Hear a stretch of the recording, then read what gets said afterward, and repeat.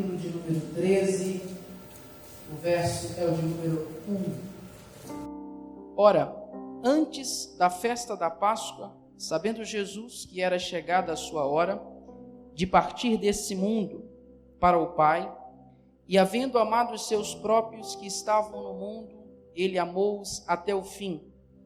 E terminada a ceia, tendo já o diabo posto no coração de Judas Iscariotes, filho de Simão, que o traísse, Jesus, sabendo que o Pai lhe entregara todas as coisas em suas mãos, e que havia saído de Deus e que ia para Deus, levantou-se da ceia, colocou de lado as suas vestes e, tomando uma toalha, cingiu-se. Depois ele pôs água em uma bacia e começou a lavar os pés dos discípulos e a limpá-los com a toalha com a qual se cingia. Glória a Deus. Amém? Esse texto que nós acabamos de ler, eu acredito que você já deva, se não ter lido, ter ouvido certamente alguma mensagem. Eu quero falar de coisas específicas a respeito desse texto. Você sabe que o ministério de Jesus, a missão de Jesus, era muito clara. E é interessante a gente notar que há uma expressão, a expressão clara no primeiro versículo. A Bíblia diz que Jesus sabia que a sua hora estava pronta para ser cumprida. Ele sabia que era chegada a sua hora, a hora de morrer, de se entregar na cruz. E essa consciência que Jesus tem, ela é tão importante e interessante, porque ele reúne os seus discípulos e vai cear com eles. E sabe o que mexe comigo? Essa ideia de saber a sua hora. Saber que a hora dele havia chegado. Não há nenhuma evidência no texto de que Jesus teve dúvida de que aquela era a hora. Não há nenhuma evidência no texto de que Jesus não tivesse consciência do que a partir daquele momento iria acontecer. Ele sabia, essa é a minha hora. E as atitudes que se sucedem a partir de então mostram essa consciência que Jesus tem da sua hora chegada. E eu costumo observar que muitas vezes nós não temos essa consciência do momento. Nós não temos consciência daquilo que estamos vivendo, daquilo que estamos para começar a viver. Jesus sabia, era a hora de, assim como ele veio do Pai, ele voltar para o Pai. Jesus sabia que a cruz estava lhe aguardando. Jesus sabia que daqui a pouco tempo ele sofreria por toda a humanidade. Jesus sabia que daqui a pouco tempo ele se entregaria por toda a humanidade. Ele não tem dúvida disso, porque ele sabe que a sua hora chegou. Irmãos, quando você não discerne qual é o momento que você está vivendo, você não sabe como se mover dentro desse momento. A Bíblia deixa muito clara, e por várias vezes tentaram, se é que eu posso dizer assim, confundir a hora de Jesus. A própria mãe de Jesus chega para ele em João capítulo 2 e diz assim: o vinho acabou. Como quem diz, você não vai fazer nada, não vai se mover? Ele olha para ela e diz assim: mulher, a minha hora não é chegada. Jesus deixa claro para a sua própria mãe e diz assim: eu sei qual é o momento de me mover e como me mover. Jesus olha para ela e diz assim: fica tranquila. Se ele fosse fazer exatamente o que Maria queria, naquele momento o próprio Jesus se perderia dentro da sua missão. Outra vez, Jesus deixa claro ao povo e diz assim: todos tentaram prendê-lo, mesmo livro de João, e João vai repetir essa tônica de chegar a hora. Tentaram prender a Jesus, tentaram colocar a mão nele, e vem João e diz assim: mas a sua hora ainda não havia chegado. O seu momento não havia chegado. Há outro texto claro, João capítulo 12, e ele diz: chegou a hora de ser glorificado o Filho do Homem. Você percebe que em cada momento da vida de Jesus há um movimento específico a ser feito? A missão de Jesus era clara. A missão de Jesus para ele mesmo, ele sabia o que deveria fazer, o que deveria cumprir. Mas em cada momento da sua vida há um movimento a ser feito. E o que nós precisamos entender é: o que muda é a movimentação e não a missão.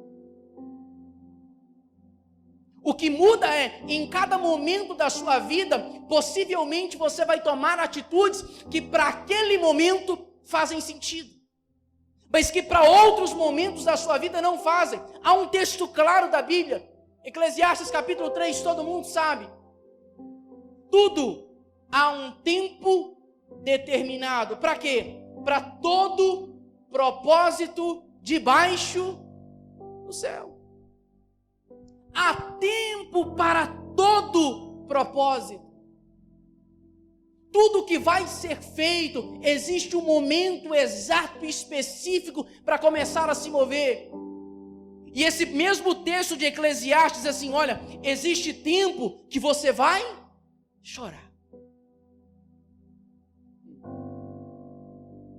Existe tempo que você vai chorar. Ele não diz assim: talvez haja um momento em que você chore. Não, existe tempo que é para chorar. E sabe qual que é o nosso problema? Um deles, a gente arranca o choro de lado. Porque na nossa mente a gente só quer sorrir. Aí vem Eclesiastes assim: não, existe horas que você precisa chorar. E eu gosto de citar o texto de Deuteronômio. Assim que Moisés morre, Israel ficou 30 dias chorando a morte de Moisés. Porque aquele era tempo de chorar. Mas dá para chorar a vida inteira, pastor? Não, porque há tempo de sorrir. Há tempo de abraçar, de afastar, de se abraçar. Então, para cada situação da nossa vida, nós precisamos entender. Para cada momento existe um movimento. Não adianta você querer fazer aquilo que Deus está te dizendo fora da estação de Deus. Não adianta você querer se mover fora daquilo que Deus está estabelecendo. Porque há um propósito. Sabe qual que é o nosso problema? A gente quer trocar tudo. Porque a nossa geração, nesse tempo, nós somos um povo extremamente imediatista. Nós queremos tudo para ontem, nem é para já. Nós queremos tudo para esse momento, para agora.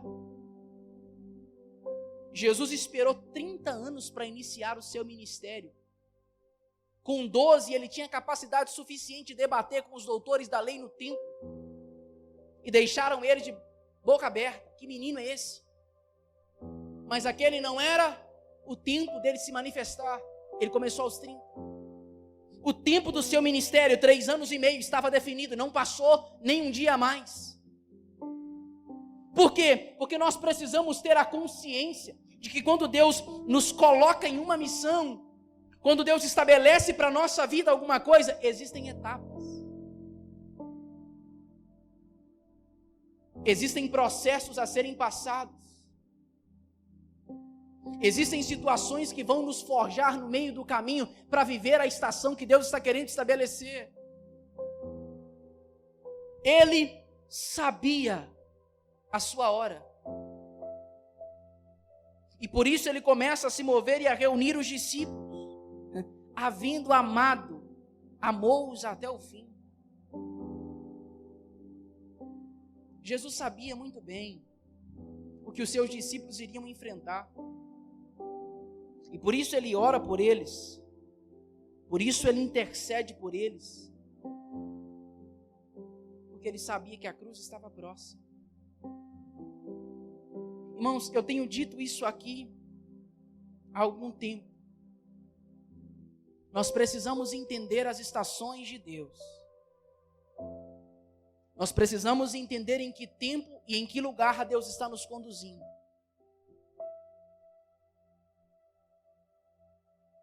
Até para entrar em uma guerra, você precisa saber em que ambiente você está lutando. Em cada momento da sua vida vai exigir de você um nível de força diferente, um nível de maturidade diferente, de conhecimento diferente. Porque a estação mudou. Sabe o que nós precisamos entender? Está todo mundo aí bem agasalhado. Por quê, irmão? Quando a estação muda, você muda de roupa. Ninguém vai estar aqui, ainda que você sinta um pouquinho de calor, mas todo mundo coloca uma blusa de frio. Por quê? Porque sabe que aquela é a estação. Porque sabe que aquele é o momento para aquele tipo de roupa. E na vida com Deus também é assim. Não adianta você querer fazer as coisas fora do tempo de Deus. Não adianta estabelecer projetos e propósitos fora do tempo de Deus. Não adianta você querer carregar o mundo nas costas, porque não vai acontecer. Se aquele não for o tempo de Deus, a estação de Deus, não adianta, irmão. Deus não vai fazer as coisas só porque a gente quer. Jesus foi sendo preparado, vivendo a vida comum todos os dias, até chegar à cruz. Até chegar a hora de se entregar. E por isso Filipenses diz que ele foi obediente. Porque não adianta nada estar consciente de uma missão e não obedecer a essa missão. Não adianta nada entender e saber o que Deus quer de você se você não cumpre aquilo que Ele está dizendo. Ele foi obediente até a morte e morte de cruz. Quando era para ensinar os discípulos, Ele ensinou os discípulos.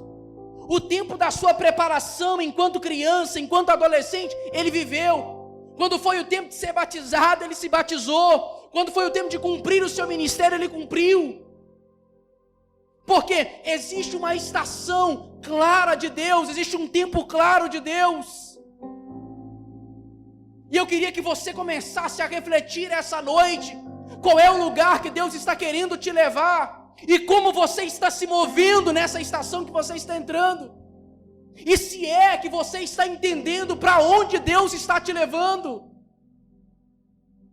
se é que você consegue compreender o lugar onde Deus quer nos levar. Deus está sinalizando, eu tenho dito aqui há algum tempo, tem muita gente acumuladora de profecia, acumuladora de palavra. Eu sei que Deus vai fazer, irmão, que Deus vai fazer, eu sei, está escrito. A verdade é, você está pronto para viver o que Deus está colocando você. O seu nível está pronto para suportar o lugar onde Deus vai te levar. O que esperava a missão de Jesus era a cruz, mas Ele estava pronto. Ele diz, chegou a hora, eu sei que esse é o momento, e eu estou pronto para isso, para cumprir esse propósito. A estação mudou, então mude também, querido. Se Deus está se movendo, por que é que a igreja vai parar, meu irmão? Ele não muda, mas Ele se move, Deus está fazendo. E se a igreja não compreender, se a igreja não entender o movimento de Deus, ela se movimenta a partir de si mesma. Ela vai fazer aquilo que ela está querendo, o que ela está achando que é para ser feito. Jesus entendia, chegou a hora. E existem horas que não são tão fáceis assim, Fábio. Existem horas, como eu disse, que Deus vai levar você para lugares onde você não quer ir. E eu sei que o Senhor está ministrando o coração de alguém essa noite, porque isso aqui não estava no esboço. Existem horas que Deus vai te conduzir a lugares que você muitas vezes não quer ir. Por quê, pastor? Porque são lugares de dor. São lugares que nós, muitas vezes, humanamente falando, a gente queria abortar. A gente queria não passar, não viver aquilo. Sabe o que é difícil entender muitas vezes? Deus envia Jesus para morrer. Era essa a missão dele. A hora era essa.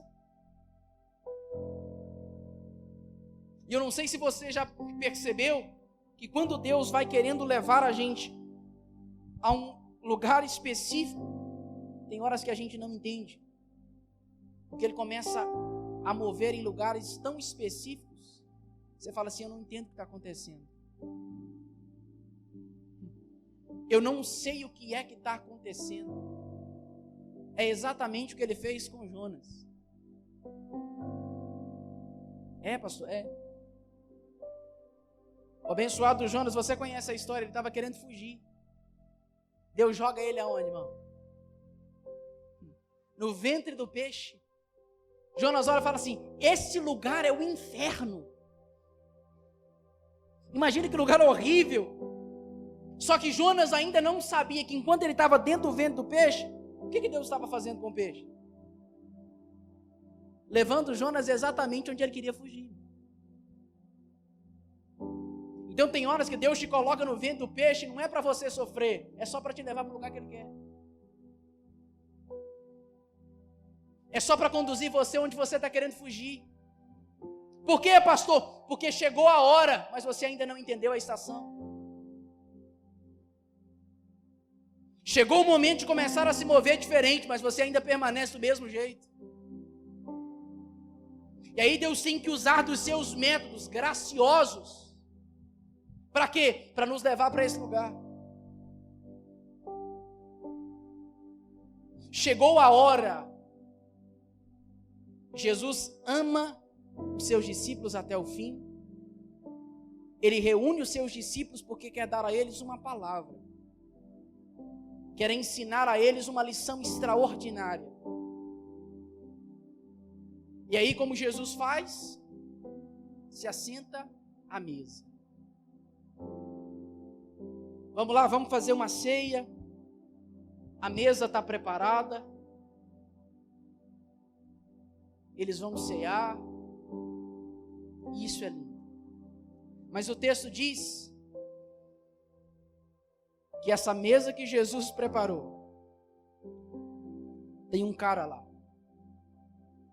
chamado Judas.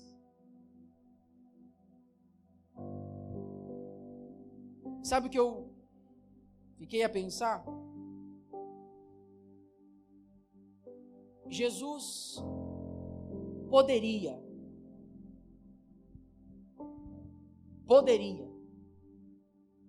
ter dito assim, você não se assenta aqui. Jesus poderia dizer assim, olha, eu te conheço. Talvez o seu lado divino, e eu já sei o que você vai fazer. Nessa mesa você não se assenta. E como é bom, porque a mesa onde Jesus está não é uma mesa comum. A mesa onde Jesus se assenta com os seus discípulos é um lugar para quê? Para que eles possam confraternizar. A mesa que ele estabelece é para que os seus discípulos tenham um exemplo claro, a seguir vai acontecer isso, de humildade, de serviço. E é nessa mesa que esse Jesus poderia dizer, Judas, você não se assenta. Esse não é o seu lugar. Mas ele faz isso? há um lugar preparado para o traidor.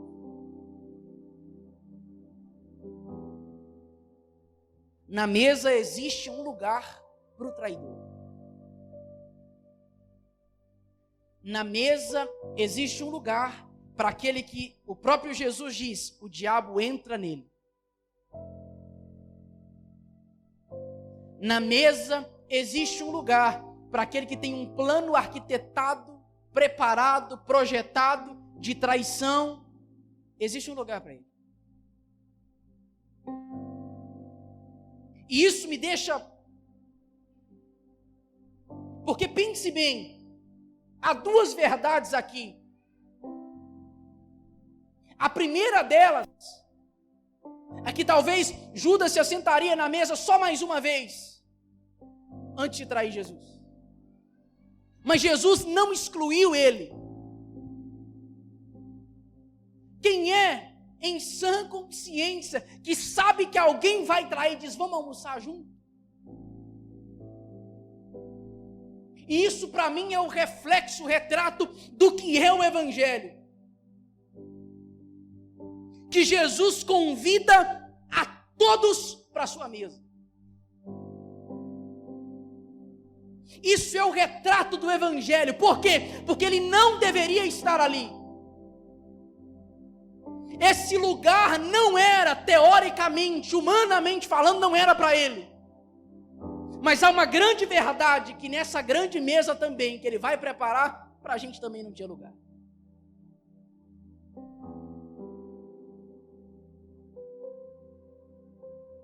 Eu olho para Judas e falo assim, esse cara tem a audácia de se assentar na mesa do homem que ele vai trair. Mas eu esqueço que eu também sou Judas, que não tinha lugar na mesa.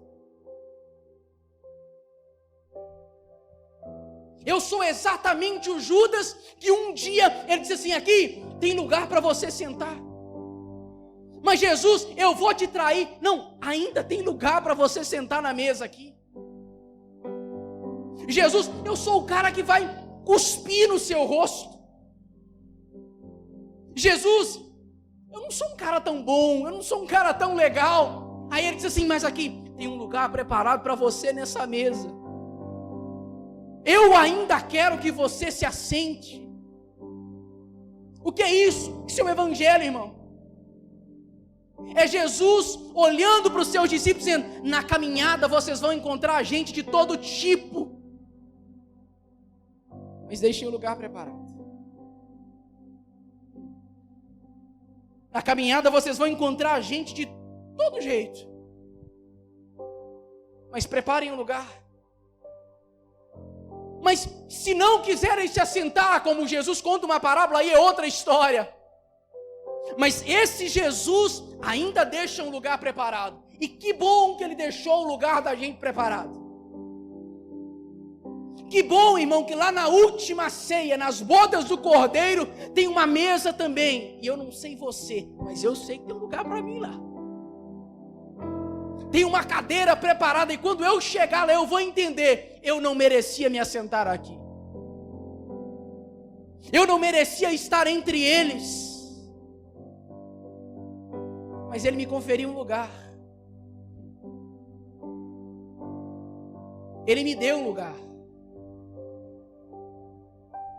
Só que esse Jesus, mesmo sendo Judas, mesmo ele dizendo assim, o diabo entrou em você. Você tem uma missão, Judas, assim como eu tenho. Faz o que então? O que você tiver que fazer. Agora, eu não sei se você entende isso, mas Judas andou com Jesus o mesmo tempo que Pedro andou. 3 anos. Judas participou das conversas mais íntimas de Jesus. Judas ouviu ensinamentos preciosos de Jesus. Coisas que uma multidão que talvez estava sentada aos pés do monte não ouviram.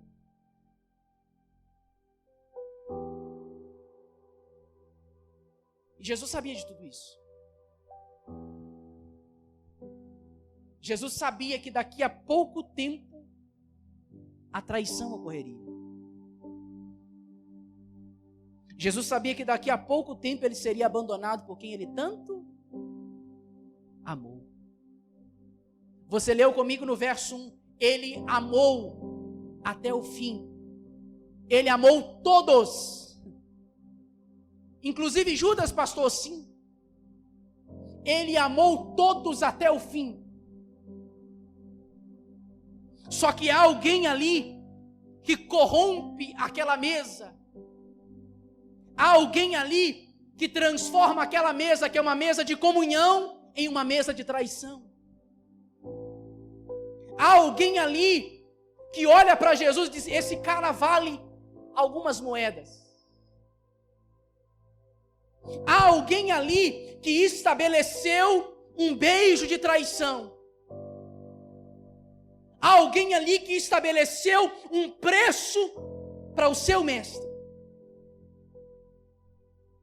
Só que há também alguém ali que estabeleceu uma mesa de comunhão. Jesus foi ferido por Judas. E eu não sei se você foi traído ou abandonado, mas se foi, talvez tenha essa experiência, esse sentimento, que não deve ser com certeza dos melhores. Jesus sabia o sentimento que ele sofreria com esse homem. Jesus sabia que esse cara que ele tanto ensinou, trocaria ele dali a pouco. Mas há um princípio que eu preciso que você compreenda comigo essa noite. Judas estabeleceu um preço, Judas estabeleceu um lugar, estabeleceu um modelo de traição. Tudo isso ele fez. Mas a mesa estava pronta. A mesa já estava preparada. O que Jesus olha e quer ensinar aos seus discípulos é: olha, entendam, ao longo da sua vida, as feridas vão te aparecer. Ao longo da sua vida, na sua mesa, você vai acolher pessoas que vão virar as costas para você. Ao longo do seu ministério, você vai ser ferido por pessoas que você tanto estendeu a mão. Ao longo da sua vida, pessoas próximas a você vão te trair, vão te abandonar, vão te deixar no meio do caminho. E Jesus, o que é que a gente faz então? Deixa a mesa preparada, porque ainda tem gente que não traiu. Se tem um Judas que trai, tem um Pedro que está ali perto. Tem um João que se vai reclinar no seu peito. Tem homens que ainda vão estar ao seu lado, por quê? Porque o preço da traição não é maior que o peso da comunhão. Se tem um Judas que está pronto para te trair, ainda tem alguém que está pronto para andar lado a lado com você até o fim. Pastor, eu fui ferido, machucado, traído, abandonado. Não tem problema, não perca o que a Bíblia chama de comunhão. Não perca a habilidade de amar os outros mesmo que você foi ferido, porque foi isso que Jesus fez. Se te lançaram pedras, eu sei, isso acontece, isso faz parte do caminho, mas entenda bem, existe ainda gente que te ama e que precisa se assentar na mesa da comunhão. Existe gente que ainda depende de você e só de um abraço seu. Não foi porque um dia na sua caminhada você foi ferido, você foi traído, que você tem que se igualar a Judas que te feriu e que te traiu. Não foi porque na sua caminhada apareceram pessoas que decepcionaram você, que você vai se tornar como eles e decepcionar os outros. O Evangelho não dita e não ensina isso. Jesus estabelece uma mesa, e mesa de comunhão. Ele diz: Judas, tem lugar para você. Eu sei que você vai me trair, Judas, eu sei disso tudo, mas existe gente que ainda merece viver em comunhão.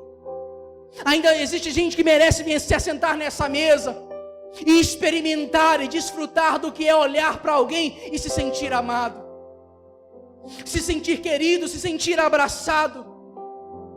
Jesus teve um Judas no seu ministério, mas Jesus não se tornou um traidor. Jesus viveu decepções no seu ministério, mas eu não vi na Bíblia ele decepcionar ninguém. Jesus sofreu dores terríveis, mas eu não vi ele causar dores em ninguém. Porque nós temos a ideia de tornar a nossa ferida, de tornar as nossas dores, de tornar os nossos sofrimentos, as nossas lamúrias, aquilo que a gente carrega, que a gente sofreu, como arma de ataque. A gente acha que porque foi ferido, e hoje está muito claro, né? Por que você saiu da igreja? A igreja me feriu. Por que você abandonou? Porque o pastor me feriu. Por que você não está mais na mesa da comunhão? Não, eu fui abandonado, eu fui trocado. E o que é pior, são pessoas que vão continuando na vida dos outros a mesma coisa. É gente que não entendeu o que Jesus entendeu. Esse lugar, você pode ser ferido aqui dentro. Pode, pastor? Claro que pode. Você pode ser ferido por mim. Você pode se magoar comigo, com os pastores, mas você não entende o que é estar assentado à mesa em comunhão, nesse mesmo lugar. Você entende que na mesma mesa que tem um traidor, tem um Salvador?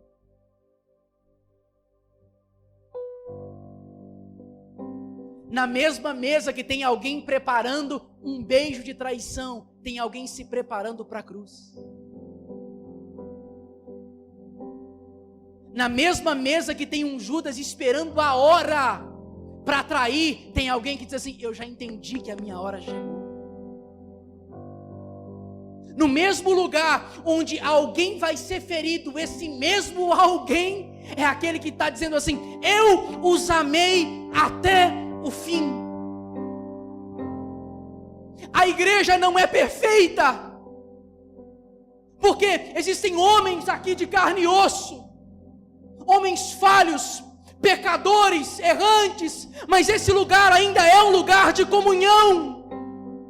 Ainda existe uma mesa e nós nos assentamos nela todo primeiro domingo. Nós celebramos esse mesmo Jesus que amou Judas. Nós celebramos esse mesmo Jesus que entregou a sua vida pelo traidor. E é por isso que, se nesse lugar ainda existe gente com pedra na mão, com beijo de traição, existe alguém pronto para amar e manter a mesa da comunhão. É por isso que nós não podemos perder os ensinos de Jesus. É só olhar para Ele, irmão. É só olhar para o que Ele fez. É só perceber que exemplo foi esse do meu Jesus. Que sentimento é esse? Por isso Filipenses diz: de sorte que haja em vós o mesmo sentimento que houve nele.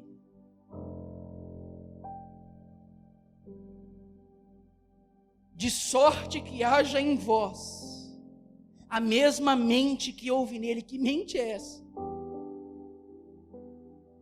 De ser traído e não se tornar um traidor.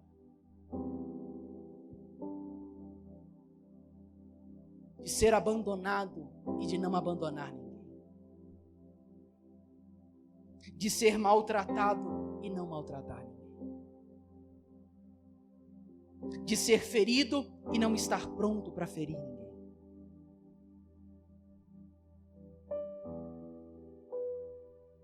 Será que você consegue entender esse tipo de sentimento?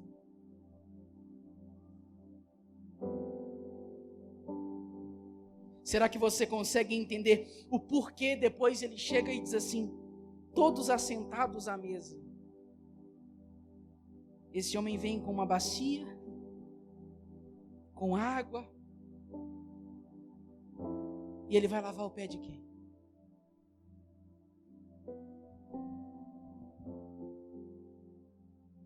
Quem é que está naquela mesa? Quem é que se assentou ali? Você consegue olhar, imaginar na sua mente agora uma bacia, uma toalha, Judas se assentado e Jesus de frente para ele.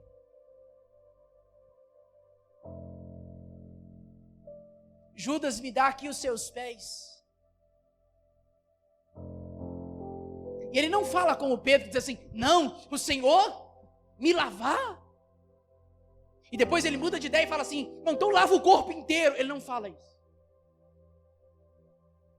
O silêncio de Judas está ali. Mas Jesus ainda tem uma bacia com água, uma toalha. Os discípulos estão... Isso não era costume. Quem lavava os pés eram os escravos, os servos. E naquela época ninguém andava como a gente anda hoje, com calçado. Não tinha asfalto em Jerusalém. Pense bem o que é isso. As mãos do seu Jesus nos pés do traidor. E a água se mistura com a poeira. A água se mistura com a sujeira dos pés de Judas. E Jesus não diz para ele assim, eu vou deixar de servir você, porque você é um traidor. Jesus deixou bem claro isso. E eu não sei se você entende, mas quando alguém está sentado, para você lavar os pés de alguém, a sua postura é sempre a de descer. Ninguém lava os pés do outro de pé.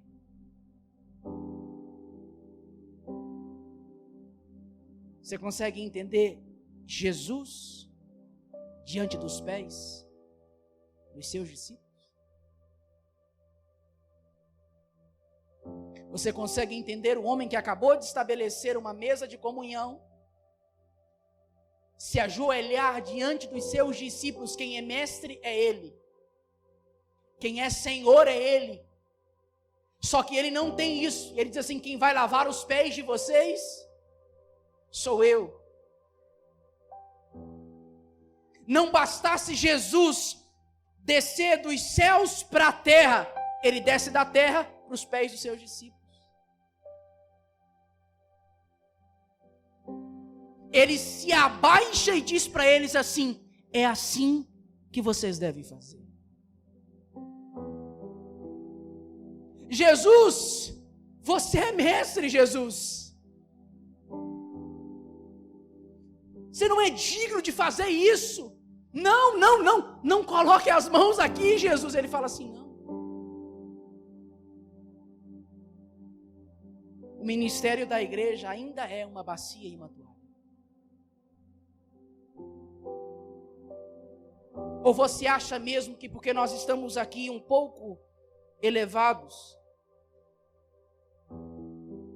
nós somos maiores? Ou você acha que porque cantamos e pregamos, somos maiores? Se o meu Jesus sujou as suas mãos nos pés dos seus discípulos, por que é que nós, que somos discípulos, queremos nos tornar senhores? Porque é que nós, que não somos deuses como Ele é Deus, não estamos prontos a nos rebaixar e servir na mesa.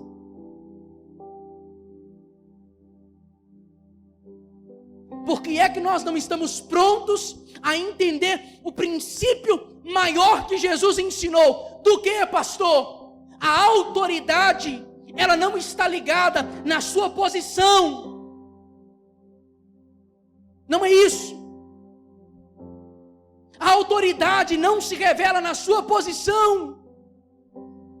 Não é porque você é um ministro, um pastor, um diácono, seja lá o que for. Não é isso. A autoridade, ela é vista muitas vezes quando você tem disposição para servir o outro. Quando você tem coragem de se rebaixar. E humildade é isso. A palavra humildade no grego é tapeinos, de onde vem a nossa palavra tapete. Tapete é uma coisa que vale muito, irmão. Alguns valem. Tem tapete de R$15, nem sei se hoje tem. Mas você vai nas Arábias afora, você compra tapete aí de milhões. Agora, você já viu um tapete pendurado numa parede? O tapete serve para quê? Onde se coloca um tapete? Ele pode valer R$15.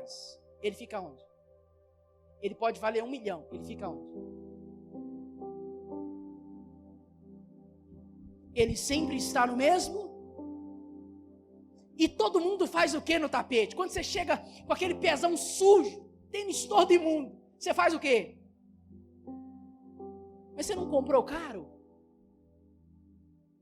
O tapete não custava 1 milhão, 100 mil. Mas ele está sempre ali. E Jesus ensinou exatamente isso. Por que é que você acha que a Bíblia diz assim? Entendam. Tenham essa ideia de colocar os outros acima de vocês mesmos. Humildade é a capacidade de perceber o seu valor, mas de se submeter a alguém, de servir a alguém, independente de quem seja essa pessoa. É entender a sua posição. Poxa,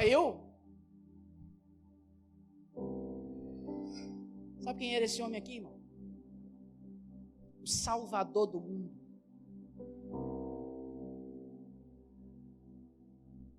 O Salvador do mundo nos ensinou o segredo da bacia e da toalha. O Salvador do mundo não é qualquer um. O Salvador do mundo. Jesus não ensinou os seus discípulos a pegarem um microfone para cantar ou pregar naquele dia. Ele ensinou os seus discípulos a se rebaixar e a servir.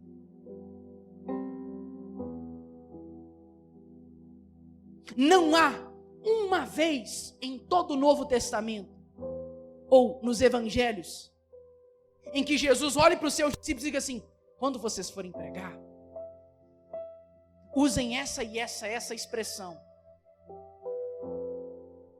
Jesus não entregou um microfone na mão de Pedro para pregar no Pentecoste, ou antes. Jesus não ensinou a João a dar as melhores melodias, a fazer as melhores firulas. Mas se tem uma coisa que Jesus ensinou a eles, foi uma bacia e uma toalha. Se tem uma coisa que aqueles homens vão lembrar, que se lembraram com certeza, foi: um dia esse homem que foi crucificado, ele lavou os meus pés. Porque a pior coisa que existe no reino de Deus são homens que não entenderam a sua missão. São homens que não têm a capacidade de servir, se não for através, muitas vezes, do entendimento da posição que tem.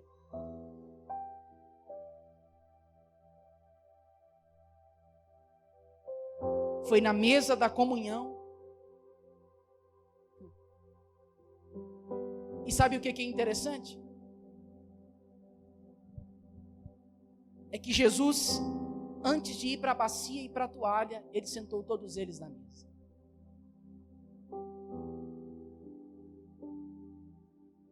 Porque se tem uma coisa que a gente precisa entender, é que ninguém está pronto para servir o outro se não estiver em comunhão com ele.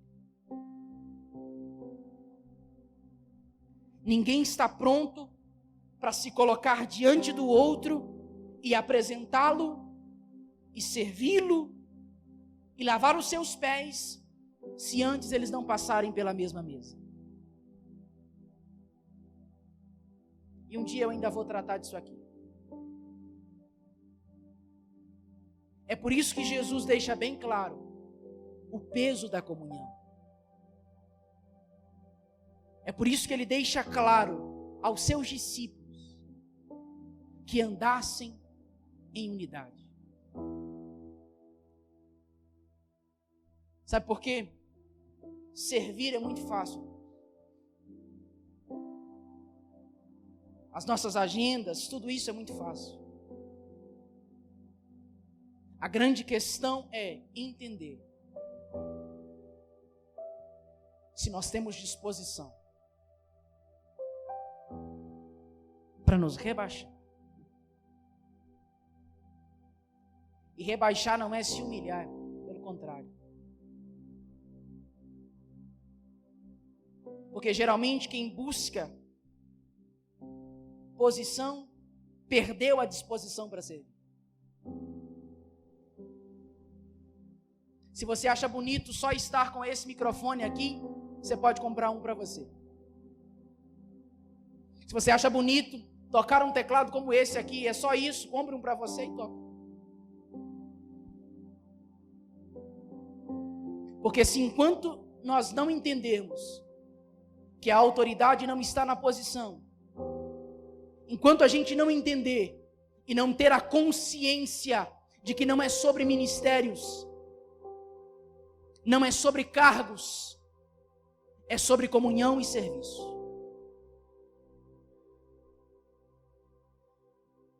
É sobre a bacia, a toalha e a mesa.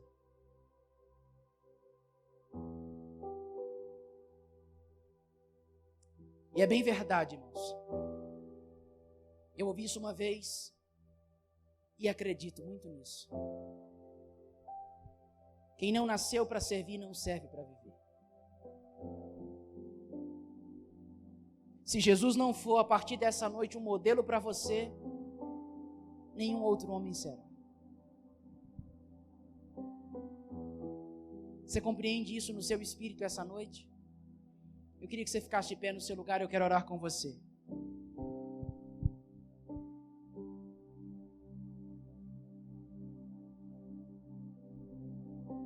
Feche os seus olhos, curve a sua cabeça.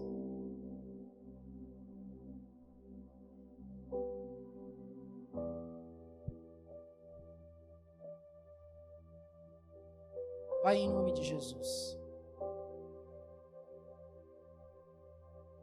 eu oro nessa noite para que essa palavra penetre o nosso coração e que o nosso coração seja uma terra fértil onde a semente da Tua palavra produza. Senhor, eu oro nesses dias para que a gente entenda o lugar onde o Senhor quer que nós estejamos. O Senhor foi o nosso maior exemplo. E Jesus nos ensine a ser como o Senhor é.